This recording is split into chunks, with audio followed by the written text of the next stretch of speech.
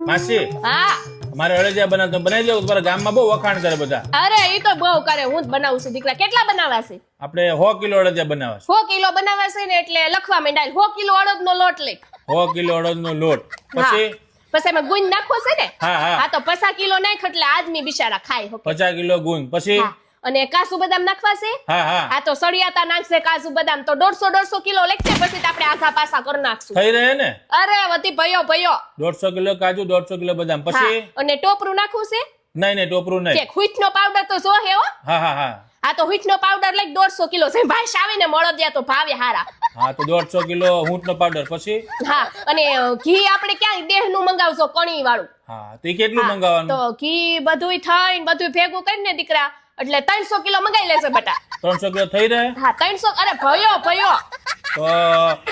ક્યારે આવું માસી કાલ આવશે કાલ બનાવી દઈશ હારા બનશે ને અરે